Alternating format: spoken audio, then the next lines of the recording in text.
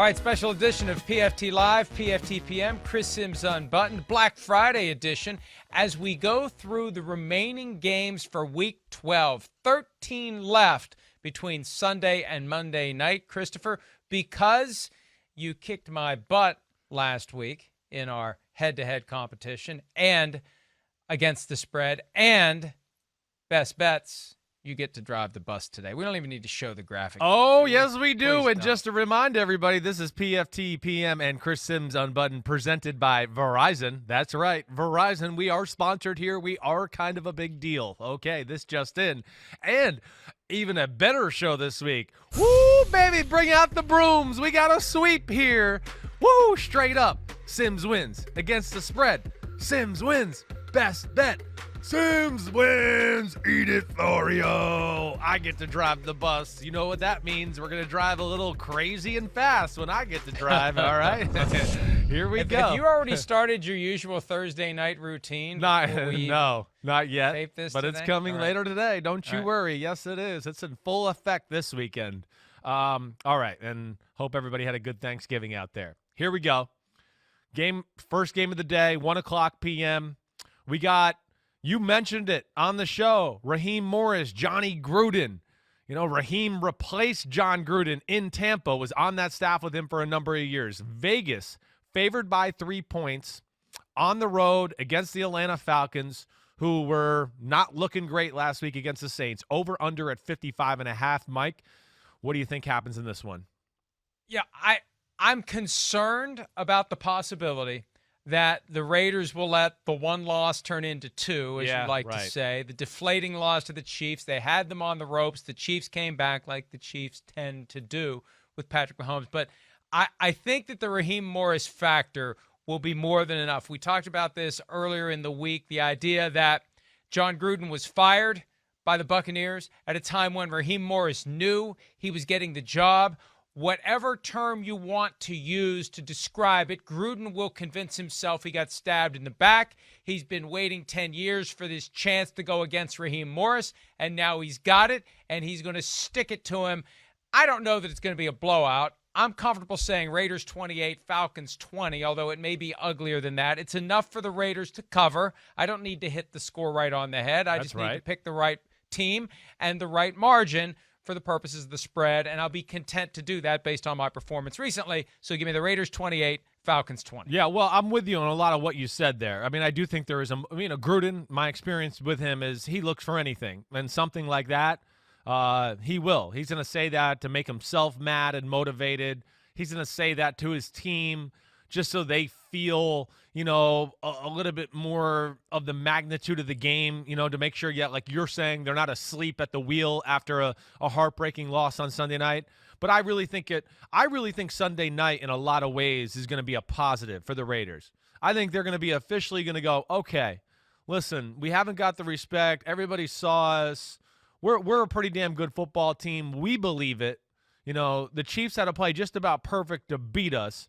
We played last week with COVID-19 issues and our defensive line not being able to be there. And then ultimately, just the Falcons and their defense is what really concerns me in this matchup. That's the biggest thing. The Raiders' offense is the real deal. They can beat you however way they want to on a given week, depending on that matchup. And this is one of those weeks where I go, they can win either matchup. They could throw it on them or run it on them, and I just think that's a bad recipe for the Falcons. So I'm with you. Not quite the same score, but 31-24 Raiders on the road. I think they win convincingly. All right, anything else you want to say about that one? No, I think we're good to go. I still have a concern. There's going to be a little bit of a hangover. Yeah, I hear But you. I'm willing to have faith in what we saw Sunday night and that the Raiders have ascended to a point where they should be a playoff team in the AFC. Yeah. If that's the case, they should be able to go to Atlanta and win. I think so, and I'm playing that angle. I'm with you there. I think that it's going to be more of a positive, and here we go. All right, PointsBet Sportsbook. Forgot to mention them before the first one. They're setting all the lines here. We listen to them. They are in charge of this one. And PointsBook here has Chargers at the Buffalo Bills. My boy Blue. And I do like me some Justin Herbert. I got to think of a nickname for him. Buffalo Bills favored by 5.5 off the bye week at home, over under at 53.5. What do you got the Bills winning by? I've got the Bills just by 10. 31-21 is what I'm going with. The last time we saw the Bills, they were losing in heartbreaking fashion to the Cardinals, but they've had 2 weeks to get ready for this one, and they don't have to travel. The Chargers have to come to them on a kind of a crazy holiday week. The Chargers got a win last week. They can check the box, and they can relax a little bit, although that may make them dangerous, right? The pressure's off a little bit. We didn't lose to the Jets. Now we can go take on the Bills and see what happens. They're good enough to beat the Bills if everything falls their way and they don't blow a lead if they can get one. But I think Buffalo sees the opportunity that it has with the Dolphins losing to the Broncos last week. The Bills have extra incentive to get the win, move toward a division title, their first since 1995 if they can do it. I think this is it. This is the time of the year where the Bills make their push to convince everyone that maybe they should be in the same conversation with the Steelers and the Chiefs at the top of the conference. Yeah. I'm with you on a lot of those thoughts there. I am. Hey, the Chargers defense, it's a pretty solid unit. You know, Justin Herbert's going to make some plays, and I would expect him to make some plays in this past game against the Bills, who, you know, are again, you know, not one of the greatest defenses we've seen, certainly. But I think ultimately, you know, how can you really pick the Chargers in a game like this? You know, the Chargers always find ways, no matter what, to kind of screw up a few moments of a football game that ultimately lead them to losing or something like that. So, you know, with that, the Bills have played pretty clean football throughout the year, having the bye week. You know, too many weapons on the offensive side of the ball, I think, ultimately, for the Chargers defense to be able to depend on them to make play after play. And I just, I don't have faith in the Chargers. I think it'll be a lot of fun, big plays here by both of these big right arms. But I'm going to go with the Bills 34-24 to win this one. And, yeah, stay, like you're saying, at the top of that AFC race there as one of the better football teams. Buffalo's a legit playoff team. As we talked about on the show during the week, I'm not sure if I'm ready to say they're a Super Bowl contender, but I know they're a playoff team who could maybe win one game, maybe two if the matchups fall right, and we'll see if they can improve on that down the stretch. Okay. Giants, the G-Men. We got the Giants favored by 5.5 at the Cincinnati Bengals. Bengals, quarterback issues, Joe Burrow, you know, funeral this week, and I don't mean that literally. I just mean that's a hard one to swallow. Your franchise out the rest of the year, the leader of your team, the energy of your team, maybe out next year too. Who knows where that goes? So I really feel for him and the Bengals. Over under at 43.5, Mike. Do you got the Giants covering or not? Yeah, absolutely. Brandon Allen at quarterback for the Cincinnati Bengals, and somebody pointed out, well, he's not as bad as you would think. Well, he was the number 3 guy. He wasn't even on the roster. He was on the practice squad, able for any other team to sign him to their active roster, and he was sitting there on the practice squad. Now he's on the active roster. Now he's going to be the starter. I just don't have any faith in the Bengals right now, and I do think that doom and gloom sets in. There's no reason to even try to win games at this point. Be as bad as you can. Mail it in the rest of the way and hope that you can get a high enough pick that maybe even you get a pick that you can trade out of to somebody who wants a quarterback and get extra picks and try to make your offensive line better. Devote every draft pick next year to offensive linemen. That should be their number one priority. And if they do that, then maybe when they get Joe Burrow back, he'll stay healthy for a while. But, yeah, the Bengals are done. The Giants had 2 weeks to get ready. The Giants are playing for something. Giants 20, Bengals 9. Wow. Well, write that over again. I have the Giants 20, the Bengals 9, oddly enough. How did we come up with that number? I don't know. I just think it'll be, you know, I think we're both seeing the same type of game. Yeah, the Giants offense is not something special, but they've shown a little balance lately, and they've come alive. I mean, Jason Garrett has figured out a way to throw the football, run the ball effectively. They have that Mark Colombo situation, we know. New offensive line coach there, and, you know, Dave DeGuglielmo, who's a really damn good coach. I got a lot of faith in Joe Judge and the coaching staff, too. With that bye week, like you said, and a new quarterback in Cincinnati, come on. And the Giants' defense has been playing damn good football. So, from that standpoint, it's a no-brainer. It might not be pretty or fun to watch, but the Giants win convincingly. All right, here we go. One of the games of the day at 1 o'clock, one of the games of the day, or the weekend in general. I mean, we got 2 7-3 football teams that I feel like are really getting no attention in this matchup this week, oddly enough. It's the Titans at the Colts. Colts favored by 3.5, over-under at 51.5, and we know the Colts won just a few weeks ago, 34-17 on Thursday Night Football, but a little misleading. You've pointed it out a few times. Special teams miscues really hurt the Titans that night. Do you think Titans get revenge tonight, Mike, or this week? Even though I would want to favor the home team in a situation like this is different.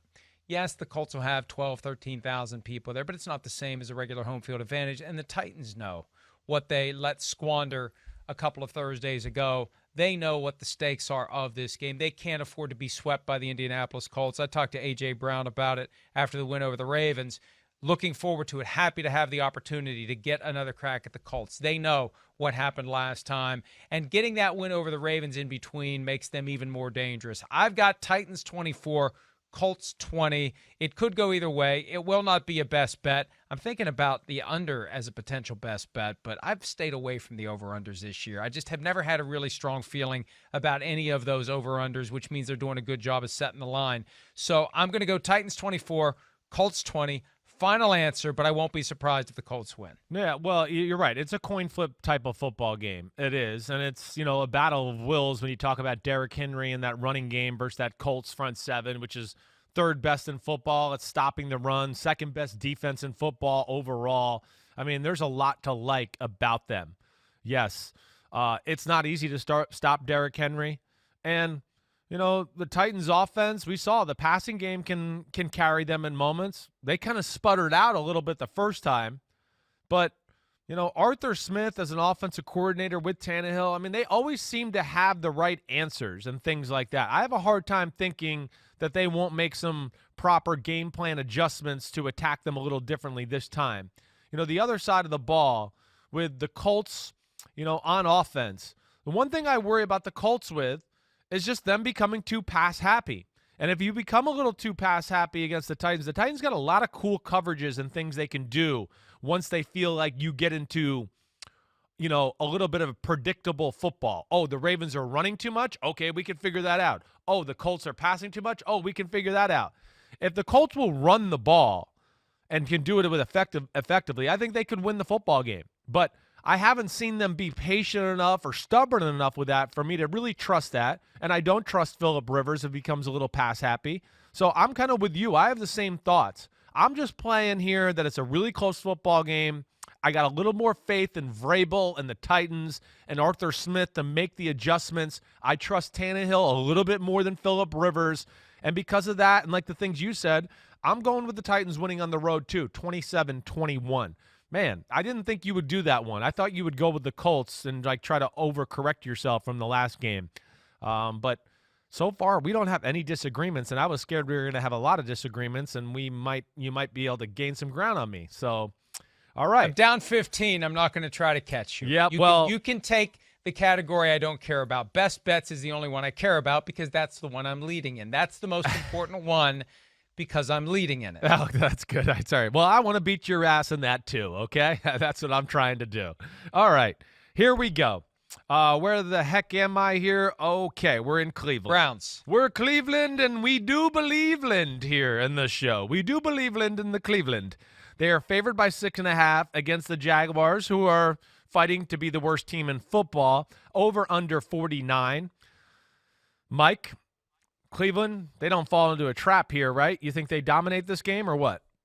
Mike Glennon is starting at quarterback for the Jacksonville Jaguars this week. Not Gardner Minshew II or the other guy. Jake Luton? Luke Jayton. Jake Luton. Gardner Minshew the second. He isn't starting either. It's Mike Glennon this week. I'll take the Browns 24-13. The Browns win the games they're supposed to win. It's not pretty. It's methodical. It's systematic. It gets done. I feel bad for the Jaguars. It feels like 100 years ago. Right. The Jaguars beat the Colts to start the season. So the Browns As long as they keep handling the games, they should win. They will get to 10-6, maybe even better than 10-6 if they can steal one from the Titans or the Ravens. And they should be bound for the playoffs. So this is not the time to stumble. They finally get a break from playing in bad weather. They're looking forward to going to Florida and actually having a dry, sunny day for a change. I think they should be really good, and I think they should win easily. 24-13, but it could get worse. Yeah, that's right. I mean, I have the same thoughts as well, too. I mean, first off, Mike Glennon, got respect for him as a backup, but come on, it's too hard to come in like this and just think you're going to, execute, move ball down the field, do all those type of things. He's fortunate that there'll be no Myles Garrett in the matchup, definitely. But, hey, Cleveland defense, they've got it together. Joe Woods, D coordinator there, coming from San Francisco. He's got them playing a lot better right now than early in the year where they were still making mistakes and getting gashed. So I have a hard time thinking Jacksonville is going to consistently move the ball on Cleveland all day long or do much there. And Jaguars defense, it's young. It's just not that good. And they're not really particularly good in any one area. And as we know, Cleveland, once they get the run game going, it's tough to stop. And it's one of the best run games in football. I don't even care if you got a great run defense. It's going to be tough to stop. So from that aspect, yeah, I'm with you. I think the Browns kind of are asleep at the wheel a little. They win 27-17. That's a 10-point victory, which is a lot in the NFL. But either way, they win the football game and continue their march into the playoffs. All right, here we go. Carolina Panthers, big win last week. We don't know yet right now with Teddy Bridgewater where that's going to go. It was a game-time decision last week. I would figure we're going to get up to Friday or Saturday before we hear about it again, right, Mike? Or until Sunday, 90 minutes before kickoff. Matt Rule is a master already at keeping that information close to the vest. I don't know that it matters. No. P.J. Walker or Teddy Bridgewater. I think Teddy would very much love to face the team that drafted him, the coach who drafted him, the coach who gave up on him. Remember that year, Case Keenum, Teddy Bridgewater, Sam Bradford, all free agents. They let them all go away. They got Kirk Cousins. Right. It would be a great, inspiring, emotional matchup if he can play. I don't know how to feel about this one. I think the Vikings are now more dangerous because they have lost, because they really are backed against the wall. I've got them winning 28-23, barely covering the spread. But I could see the Panthers winning this game. I could see this being the death blow to the Vikings' playoff chances if they let what happened last week affect them this week, just like they let the Seahawks game affect them the following week against the Falcons. Yeah, this is a tough one. It is. At surface level, right away, I wanted to go, I think Minnesota will win this football game. Not easily, I thought, but then as I thought about it a little bit more, and I don't even know if I said this. Vikings favored by 4.5, over under at 48.5. I might have left that off. That's what PointsBet's got it at right now. But with this matchup, it is very even. And what I look at with the Panthers, when they've played teams who, are heavily unbalanced in one way, play the run, they're a little bit predictable in what they do. Damn, they've been good on defense. It's a pretty good group. I think their defense, the scheme, and the players match up. I think they got enough big people and a good D-line to slow down the run game. They got athletes, a middle linebacker who can, slow down the run game, but stop the bootleg passes and things like that. Minnesota's defense, as not as dominant or as good as in years past. This offense with Joe Brady running it, it's Sean Payton and all of those things. Except it's got a little bit more of an explosive element maybe in the pass game because of the receivers and all that. I'm going to go with Carolina pulling off the upset here. This is one where, this is our first disagreement of the day.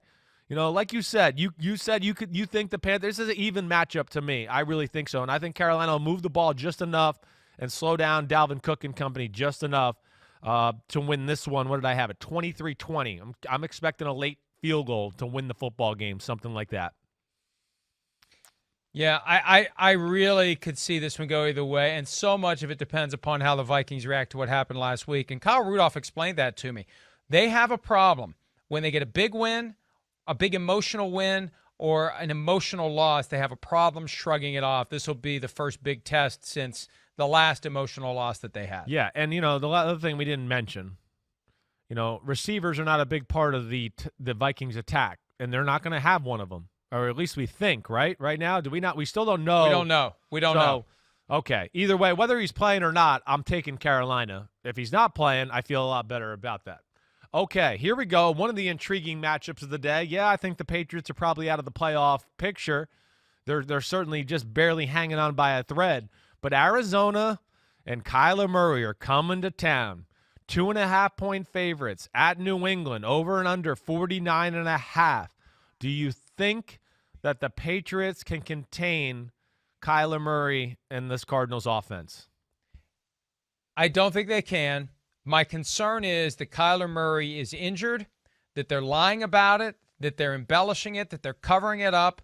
Cliff Kingsbury said today they may have 3 quarterbacks on the active roster for Sunday. You know, Murray that tells you that, little, you know? He has that shoulder. He has that arm. He says he's fine, he's fine, he's fine. I don't know how fine he is. I'm concerned that there's a chance he's not going to play. So what's going to happen is I'm going to pick them to win. He's not going to play, and they're going to lose. But I don't have the guts to guess that he won't play. I want to be optimistic here. I want to be glass half full. If they can't stop Deshaun Watson, they can't stop Kyler Murray. And the Cardinals are moving toward desperation time. They need these wins if they want to get to the postseason. They should be able to beat the Patriots. The Patriots are I don't want to say it's done, but it's pretty close to being done. You lose to the Texans, it's done, or it's close to done. Yeah. And I think that maybe they'll be desperate, but I just don't think there's anything they can do about it. I don't think they can corral Kyler Murray if he's healthy. And you know what? Even if his shoulder's messed up, he can still run the ball. You know, he doesn't have to throw the ball 40 yards down the field. Right. Throw it where you can, run it where you can. I'm going to stick with my prediction. Okay. Cardinals win this game by the score of 24-17. All right, good. So we'll have another disagreement here because I'm going to go with the Patriots 24-20. I don't feel great about it. I mean, obviously, you said a lot of the right things. I mean, yeah, Deshaun Watson, the way he played last week, now it's Kyler Murray. Okay, he's capable of those same things. But there's a little difference to me here within this. You know, first off, I think the Cardinals' offense is easier to break down than the Texans' offense right now. As far as the pass schemes, things they do, I think that gives a little bit of an advantage to the New England Patriots as far as that is concerned. And I don't think Kyler Murray's as good of a passer as Deshaun Watson. I don't. In fact, Murray has been a little underwhelming as a thrower the last few weeks. And you know, you've heard my theory. I think his motions change. I still think there's something with his elbow there. I'm going to ask him when the year's over if we ever get to see him or something like that. And maybe he'll give us an honest answer.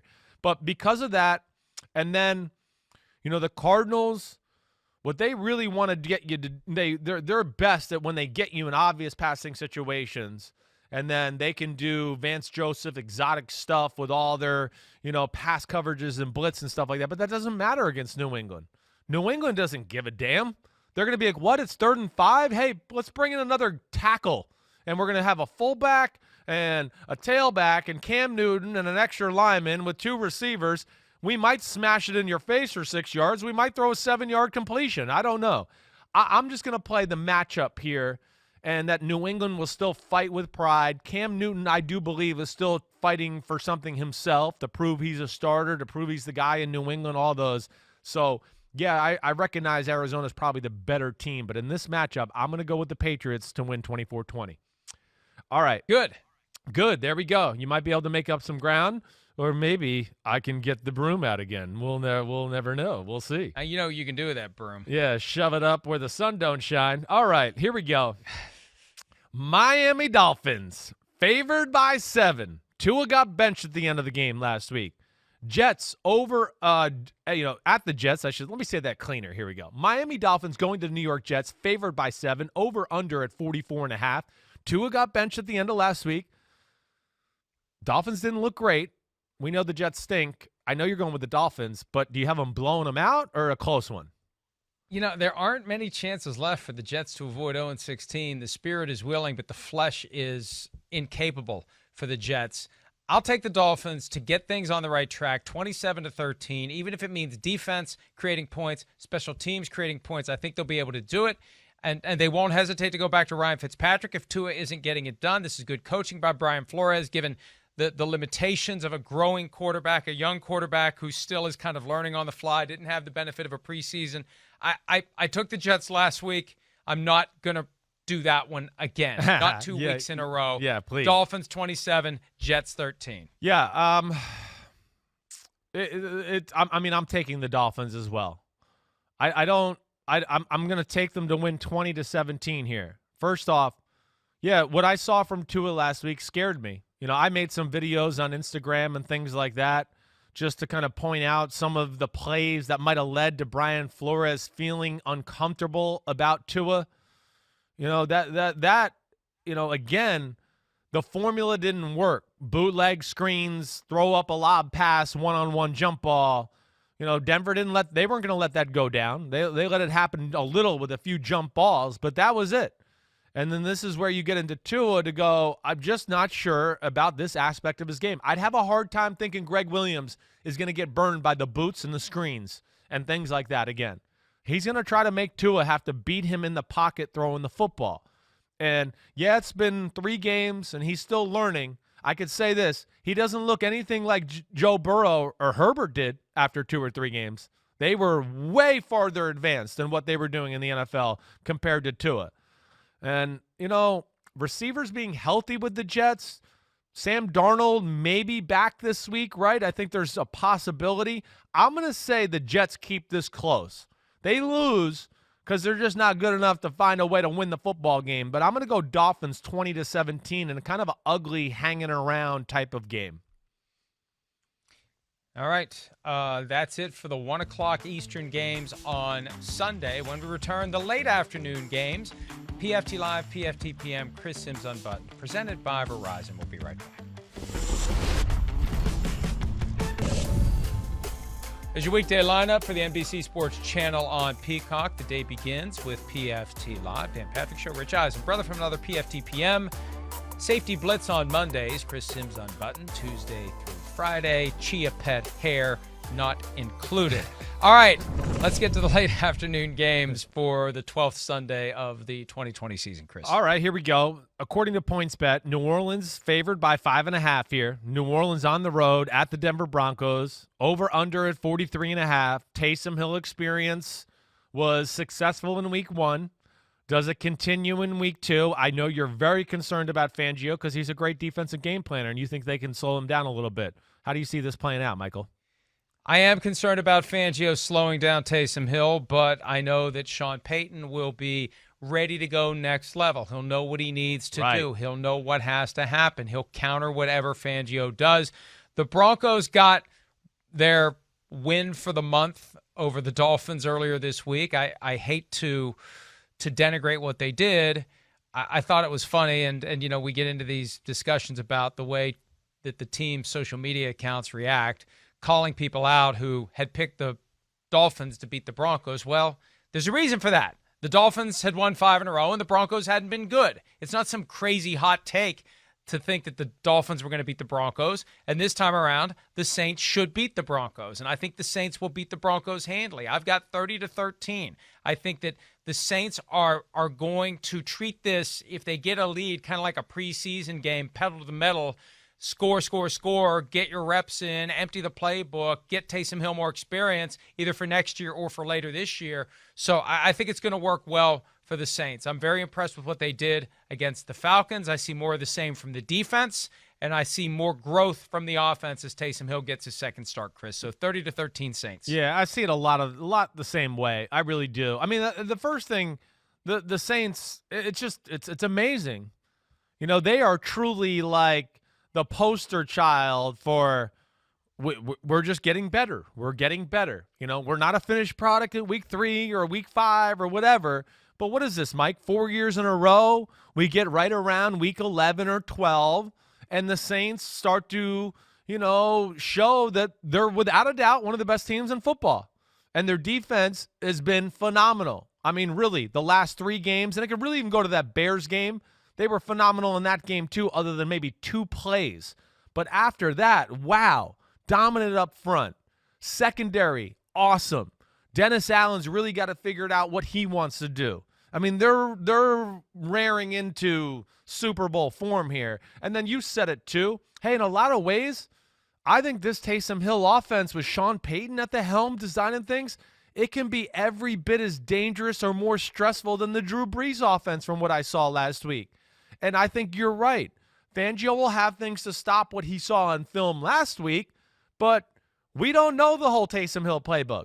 And Sean Payton's always the kind of guy that's, hey, I think they'll probably do this to us this week to stop what we did, so I'm going to have 3 or 4 screw you ideas to stop them from stopping that.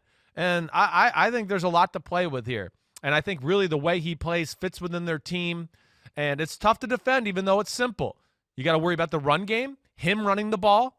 Then there's the play action passes. Whoa, we're worried about the run. We're worried about him scrambling and running. And now Michael Thomas is down the field. Holy crap, that's a lot to defend. You know, in a lot of ways, they make you defend the whole field more with Taysom Hill than they do Drew Brees. And I'm not trying to disrespect Drew Brees there. I'm not. It's just interesting to me. I'm going Saints. It's the truth. It's not disrespectful. Right. It's the truth. I'm just going Saints 27-17 for the things, you know, we both said. And the way the Saints are playing is very impressive right now. All right. Go out to Cali. All right. We got the Shanahan-McVay matchup. There's always a little personal aspect to this. I love it because they're friends. They're both psychos. They're both, you know, the young geniuses in the league. So I always look forward to this. 49ers at Rams. Rams favored by 7, playing as good as anybody in football right now. Over under 45. Mike, Niners beat them last time. You think that can happen this time? No. No, and the fact that the Niners won the last time makes it even less likely that it happens this time. The Rams are a much better team than the team that lost to the 49ers. And the Rams right now, firing on all cylinders, balanced, complete, one of the best teams in the NFC. Right now, I would say Rams, Saints on a collision course for the NFC Championship game. A lot of football to be played between now and then, including this game. But I think this game, the Rams win 27-17. We see the short passing game that has been very effective. The run game is effective. The screens are effective. Robert Woods was the NFC's Offensive Player of the Week. There's an opportunity to get a little revenge. 27-17. Rams continue their push for a division title that I didn't think they would win this year. Maybe they will. Yeah, I mean, they certainly got a chance here, and you're right. They're one of the teams in the NFC we look at to go, there's not many flaws. Maybe the only flaw or the thing we look at as a weakness is a little like what we saw from Jared Goff in the third quarter last week, where you're just like, what? How do you make those mistakes? How do you do that? But either way, man, they're impressive, and I still have faith in Goff. The 49ers, I think, can keep it close and ugly because they have an understanding of the McVay scheme. They're very good that way. You know, they take away some of those boots and screens and things like that that make that offense so successful. But I think McVay will have some answers for what was done to him the first time around. And then you flip it around on the other side of the ball. You know, that first matchup, which was a 24-16 49ers win, that was a Kyle Shanahan special, all right? So, and what I mean by that is, hey, the first drive of the game, it still pops in my head. Minus 20 air yards for Jimmy Garoppolo. Minus 20. He threw 4 passes 5 yards behind the line of scrimmage and had 70 yards passing at the end of the first drive because Shanahan attacked them with screens and different little ways that expose their schemes. The Rams will be ready for that this time. And I don't think you can have enough tricks, you know, to make up the difference this time. This is where and the Rams playing a little different with Jalen Ramsey locking down on guys now and them doing other things like that. You know, from that aspect, I think it's kind of an ugly football game, but Jimmy Garoppolo is not playing, and I don't trust any of those quarterbacks for San Francisco other than him. So 24-16, I'm flipping the score around. I can almost see it being a similar type of game, just vice versa this time around, but I'm going the Rams nonetheless. Well, I know that your friend Kyle will be upset about that, but you have to follow your head, not your heart. That's right. Or your initials tattooed on your leg. Thank you. Okay, let's move on from that subject. Here we go. All right, Kansas City Chiefs. It's Mahomes and Brady. This might be the final showdown. We don't know. But Mahomes, Chiefs, favored by 3.5 on the road against the Buccaneers. Tommy, the offense, who knows what the hell to think of it. Over under at 56, Mike. Are you going to pick the Bucs to upset the Chiefs? No. Look, the Bucs don't have a primetime problem. They have a big game problem. They have lost all their big games this year except one when they beat the Packers. They were down 10-0. Something snapped, and they got it done. Yeah. I don't see it happening. Short week with all this weird passive-aggressive Bruce Arians running for cover, blaming Tom Brady. I don't know if this is some funky way of coaching him up to get him to perform at a higher level this week. But, you pointed out Monday night he didn't seem very upset. Maybe it's starting to set in on him that they just aren't good enough, that the team isn't good enough, and he shouldn't act like they're a team on the same level as the Patriots. Maybe there's no need to do the primal scream that he likes to do because it's not going to matter. They've seen their ceiling. It's the Saints.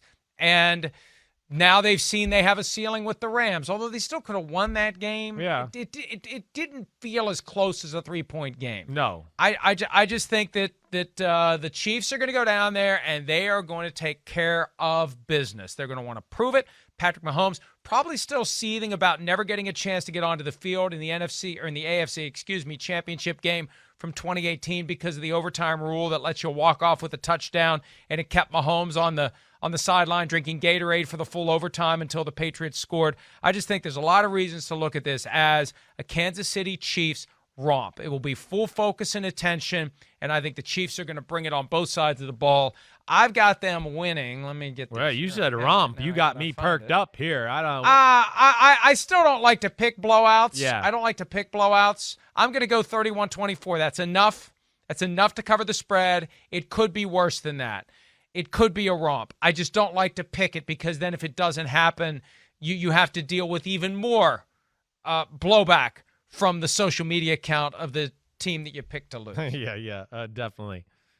I mean, it's not desperation for the Bucs, but it's one of those games where you go, if they lose, man, you're flirting with danger at 7-5, and then only 4 games left. And you look at it and go, 4 games left. Well, you lose one more game, you could be in trouble. 10-6, you feel safe. 9-7, you might need help. Things like that. The Chiefs' defense. Last week I know people are going to go, well, they struggled against the Raiders. The Raiders' offense is way more complete than the Bucs as far as what they do balance-wise. I'm not saying it's more talented than the Bucs in the pass game, but the Raiders have an unbelievable running attack, and that really scared Kansas City last week. They had to respect that. That's not a part of this game with the Bucs. They seem reluctant to ever want to run the ball on anybody. And within that, the Chiefs – they know how to break teams down when they throw the ball too much. They have a front four that can get to the quarterback just by the front four, and we saw that disrupted Brady last week. He's a little unwilling to want to throw the ball into really tight windows or hang in the pocket and take a hit. That's the issue with him right now. He can still throw it. His mind still works great. It's those two things a little bit. It's like he's protecting his legacy, and he doesn't want to get beat up. But it's just impossible to pick against the Chiefs. Even when you go, ooh, this is a tough matchup for them. Last week was a tough matchup. They still win. It doesn't really matter. And I just think between the playmakers on the offensive side of the ball, and they have some balance and different ways they can be used, short passing game, a little run game, deep passing game, all that. I'm going with them too. 31-27. I gave the Bucs an extra field goal as compared to you, but feel the same way. You still got the Chiefs covering, though. Doesn't matter. Right. 3.5. You got them covered. I got them covered. That's right. Yeah, I don't mind. If I'm wrong, if the Bucs win, then so be it. But it would go against everything that the Bucs you'd have be shown pissed us off, in right, if you were going, why would I have picked against Kansas City or Patrick Mahomes? That's one of those where it would drive you crazy Sunday night thinking, that was so stupid. So go ahead. All right, let's take a break. When we return, the primetime games for Sunday and Monday of Week 12. We'll do that next on PFT Live, PFT PM, and Simms Unbuttoned, presented by Verizon.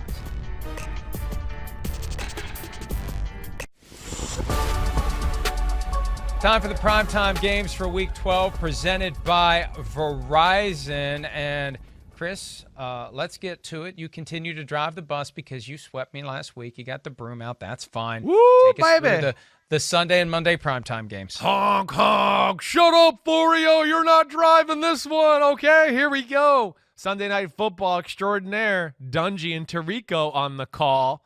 All right, and we got Bears at Packers. I don't know who's starting at quarterback for the Bears. Packers are favored by 8.5, over under 45.5. Bears defense, we know, it's the real deal. Bears offense, we know, is the fake deal. So I don't know, and I don't know who's going to start. I'd like to see them go back to Mitchell Trubisky, even if Foles can play. What? Let's move on. I'm sorry. I'm just going to go, if you don't mind. I usually kick it off to you. But go ahead. Go for it. Like, the Bears, they played Nick Foles because they thought, oh, maybe he'll jumpstart our offense, and he's a little bit better of a pure passer, and he'll take care of the football. Okay, yeah, he's a little bit better of a pure passer, but I don't think it's to where I'm like, oh my gosh, it's so significant they got to stick with him. And taking care of the football, no, negative Ghost Rider, hasn't been doing that.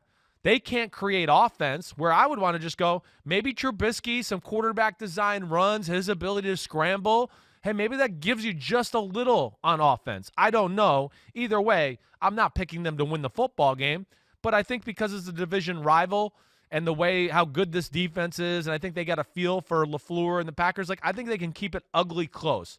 So I got them covering. I'm going to still go Packers, though, 23-17 on Sunday night. Yeah, wow. I was thinking of this one for a best bet. I think the Packers, especially after losing this past week, this is the kind of game that I'd like to think that the Packers will handle them, but I still am bothered by the fact that Aaron Rodgers wasn't more bothered by what happened. So I don't know what's going on with the Packers, and they have notoriously started slowly at home this year. They don't have a crowd there. That is going to be a factor, although I think I saw they're going to have 500 friends and family members. I don't know if that's going to make much of a difference. I've got Packers 24, Bears 13. This is the Bears' opportunity because if they would run the table, they'd win the division because they'd sweep the Packers along the way and make up the 2-game gap. But I don't have faith in them winning one game, much less 6 games. Yeah, it's so tough. I know. Give me the Packers 24, Bears 13. Yeah, you're right about that. And, I wanted to mention this just before we move on to the next game, too. Like, where's the Packers' run game gone? Where is that gone? It's kind of Aaron Jones got hurt, and they've never really seemed to be able to, like, regain their form there. And to me, that's scary, too, against Chicago. You become pass. I don't care if you got Aaron Rodgers and a group of all-stars. You go all pass against Chicago, they're too good. That'll play into their hands. So I guess I worried about that, but we both got them winning. And let's go to Monday Night Football. We got the Battle of the Birds, right? The playoff game last year, Jadeveon Clowney did that overflip headbutt to Carson Wentz, knocked him out of the game. I think Carson Wentz has been knocked out ever since, honestly. I mean, the way he's been playing. Seahawks on the road, favored by 5, over/under at 50. I mean, there's no way you can pick Philadelphia, so how much do you have Seattle winning?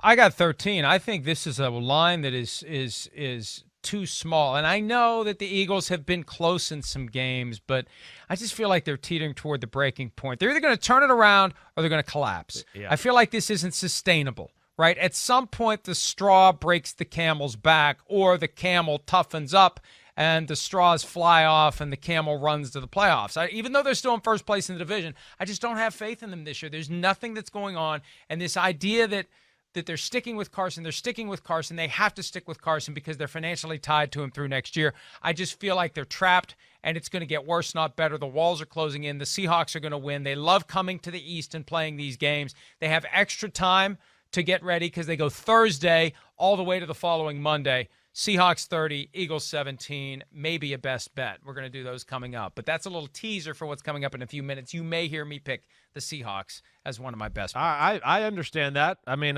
there's that thought there for me, too. It's one of the games I got starred. I think what I boil this down to more than anything, and just to be simple about it, Seattle with Carlos Hyde and Chris Carson back, just a little bit of the emergence of that run game to where you have to defend it. The Eagles have had a little issue stopping the run as of late. It's not a very good run defense. And typically with them, that leads to them overcompensating, playing one-on-one. And this isn't the team you want to play one-on-one against. They're not going to be able to match against Seattle in that passing game when it comes down to that. I think that's just too much. Now, I can see maybe because the Seahawks can't play man coverage and a lot of theirs is blitz and blitz zone, or we're faking the blitz and everybody drops out, it can be one of those games where maybe Carson Wentz, the dink and dunk, they can kind of hang around. But, I'm with you. I mean, the Seahawks, I think they figured something out on defense last week in the Cardinals game with the run game back, and they still got Russell Wilson and company. I'm going 28-17 Seahawks. They win convincingly, and I wouldn't be shocked if it was more than that. I really wouldn't. So we'll see where that goes. But now it's best bets time. All right. You want to do it? We going? We're not going to a break or anything here. We're going right to best bets. No, we're not going to a break. We're going here we right go. to it. Go right ahead. To it. Go ahead. Give me your first best bet. You want me to go first, or are you feeling nervous? No, I'll go first. Okay, good. I'll go first. I'm not feeling nervous. Why would I feel nervous? I'm beating you in best bets. I'm feeling good. Don't try to screw me up here. Don't try to disrupt my mojo. First pick, Cleveland. Take any NFL team against Mike Glennon. Cleveland, given whatever it is. I don't even care what the spread is. I don't care what it moves to. Cleveland covering against the Jaguars. Oh, man, oh, man, oh, man. Yeah, I know. This is one I'm stuck with. All right. First one, I'm not sure where I'm going with my last one. First one I'm going to go with is the Saints. I'm going with the Saints over the Broncos. Yes, I just think, hey, the Broncos, I'm not a believer in their offense. I don't trust Drew Lock all the way. Saints defense, awesome. Taysom Hill advantage on that side of the ball. I just don't think I just see they cover the spread. It's 5.5. I think they'll win by 10 points. So that'll be my first one. Saints. All right, next one for me, without question, and this probably should have been the first one because I like to go with the one about which I feel most comfortable early. Chiefs covering the spread against the Tampa Bay Buccaneers. Patrick Mahomes, Andy Reid, Tom Brady, not comfortable. Bruce Arians throwing shade in a roundabout way. I like the Chiefs to win this one by at least 7, maybe more. Woo. I had it starred. I don't think I can do it. I just don't think I can pull the trigger. I guess I'm just a little scared that it's like only a field goal game. I don't know why I'm scared, really. I expect the Chiefs to win, but I can't do that one. I'm going to go to the Raiders. That's my next bet. Yeah, when I look at the Raiders at the Falcons, the balance of the Raiders offense against a not very good defense of the Atlanta Falcons, that Raiders offense should be able to run and throw any way they want. Falcons offense, not very impressive. They can't run the ball well enough, I think, to scare the Raiders. They'll be able to play primarily pass defense. I feel comfortable there. I do. They're only favored by 3. I got them winning by 7. I'm going to the Raiders as my second best bet. Mike, what's your third one? Yeah, I thought about the Raiders. I worry about them, though, just because of the possibility that the deflating loss to the Chiefs sticks with them and maybe they get upset. I don't know. I mean, I picked them to win. I picked them to cover, but I'm not going to make them a best bet. I'm going to go Monday night with Seattle.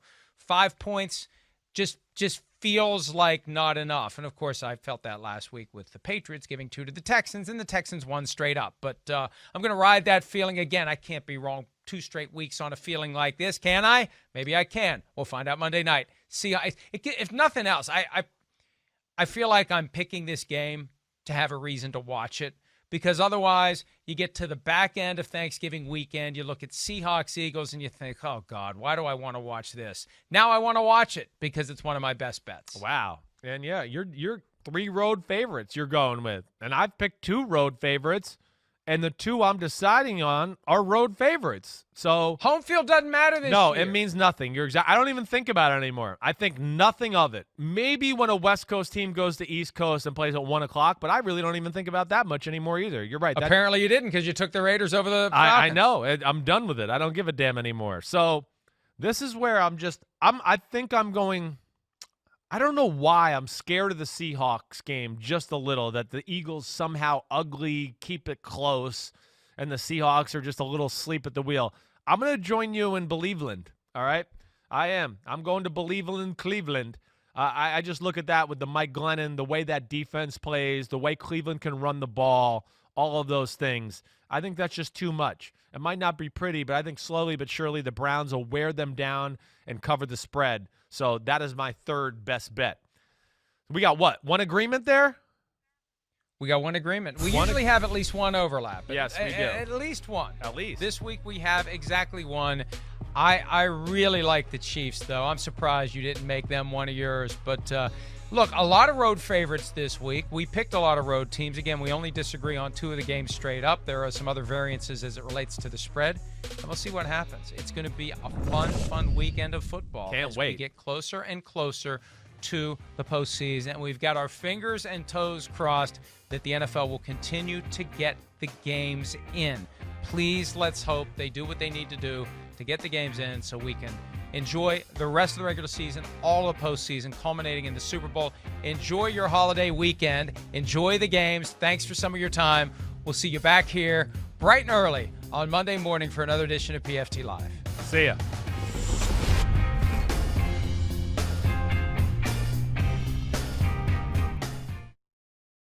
Hi, I'm Mike Tirico, and thanks for watching. Make sure to hit subscribe for the latest news and highlights from NBC Sports.